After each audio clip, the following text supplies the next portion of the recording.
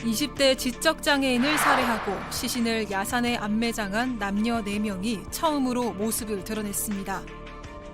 이들은 피해자가 거짓말을 했다는 이유로 지속적으로 폭행해 숨지게 했습니다.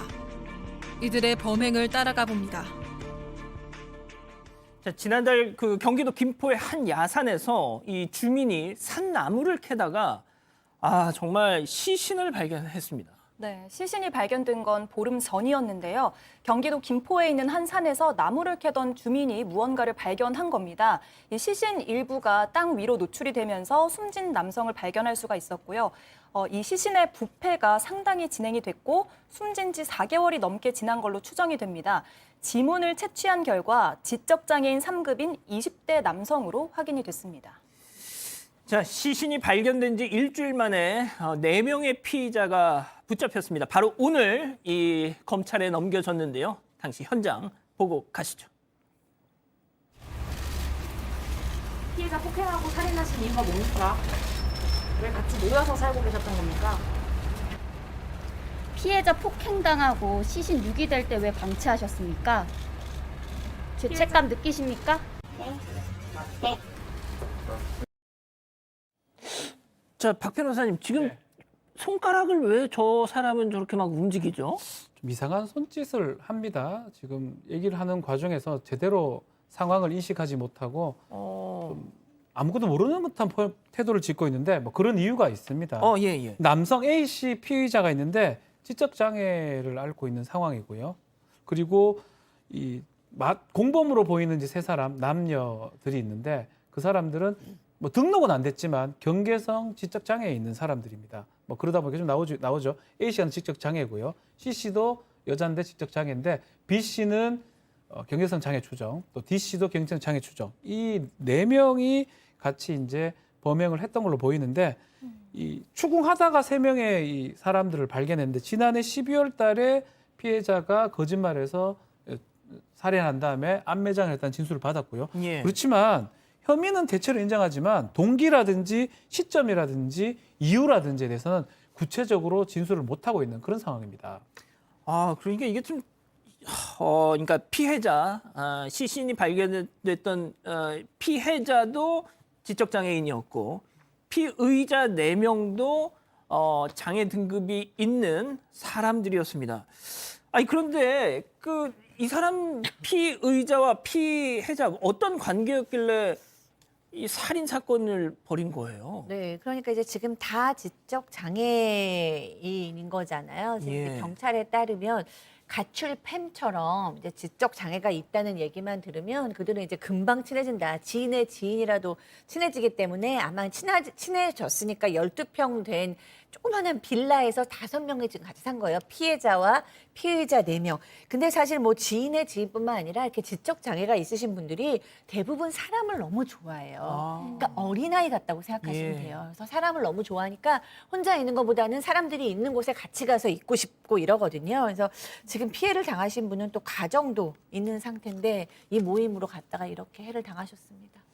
자, 12평짜리 좁은 빌라에서 5명이 모여 산다. 팀장님, 아무래도 그러다 보면 뭐 불화가 좀 생길 수밖에 없겠죠? 그렇죠. 불화가 생기는데 아까 보시다시피 2021년 9월에 이제 4명이 살던 곳에 피해자가 합류를 하게 됩니다. 합류하게 되는데 이유는 모르겠지만 피해자를 그 4명이서 집단 구타하기 시작한 거예요. 갈수록 폭행 수위가 높아지고 또 어느 때는 테이프로 몸을 묶으면서까지도 구타했단 말이에요. 그러다가 12월에 피해자가 그만 사망하게 됩니다. 사망이 되는데 사망을 신고를 하지 않고 그냥 다 뒀어요. 한 4월 지나니까 사체가 이제 부패하면서 냄새가 나니까 그때서야 렌트카를 빌려가지고 산에다 유기를 했는데 그 시간이 흘렀어요. 예. 아무도 아무도 몰랐던 거죠. 그런데 22년 4월 20경에 산에 갔던 분이 피해자 유골이 약간 드러난 걸 발견을 한 거예요. 아하. 경찰에 신고를 했던 거죠. 그러니까 경찰이 살인사건으로 보고 수사를 시작해가지고 28일, 29일 양일에 걸쳐서 지금 구타 폭행했던 피의자 4명을 모조리 검거했는데 검거하고 보니까 아까 그 박 변호사 말한 대로 약간 지적 장애도 있는 분도 계시고 경계성 장애가 있는 분들이 그 한 명을 집단으로 살해하고 유기했던 사건이 발생된 거죠. 자, 이게 말씀드렸지만 지금 숨진 피해자에게는 부인이 있었습니다. 부인이 있었는데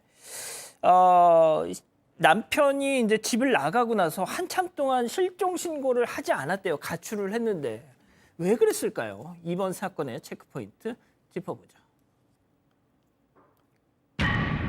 사라진 시공간 개념인데 이게 무슨 뜻이죠?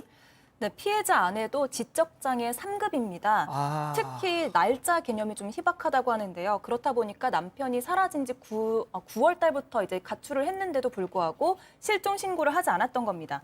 심지어 이제 피해자가 숨지기 전에 같이 살았던 지인이 있었는데 이 지인이 남편 안 보이네? 혹시 숨진 거 아니야? 이런 식으로 물어본 적이 있었는데 아마 이 지인은 남편이 숨진 걸 알고 있었던 것 같아요. 근데 이런 의미심장한 질문을 받고서도 경찰에 신고를 할 생각을 못했다고 합니다.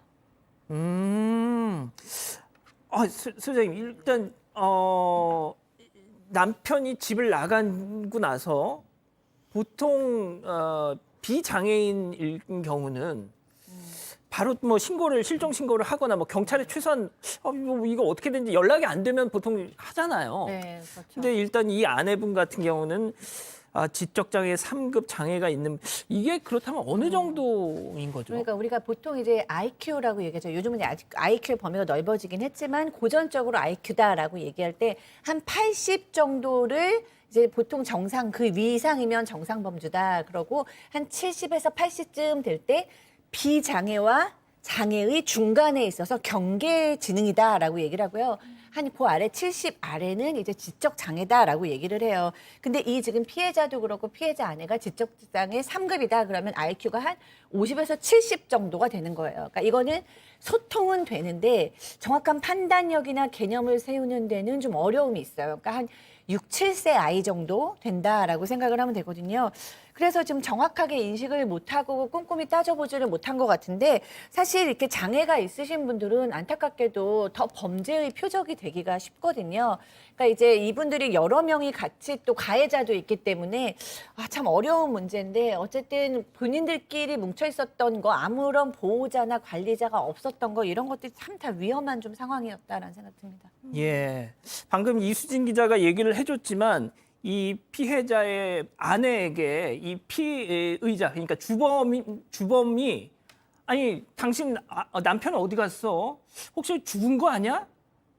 뭐 이런 얘기를 했다가 그걸 그냥 지나쳤다는 거 아닙니까? 자, 그런데 나중에 경찰이 이게 이 피해자도 피의자도 장애를 갖고 있다 보니까 사건의 어떤 실마리를 찾지 못하고 있다가 아내에게 한참 뒤에 내 지인 중에 한 사람이 우리 신랑의 소재를 물으면서 그런 얘기를 하더라.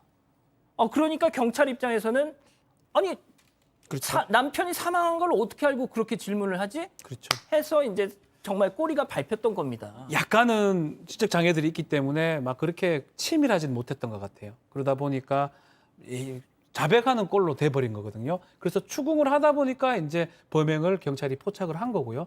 남성 2명은 살인죄하고 사체 유기죄가 적용이 됩니다.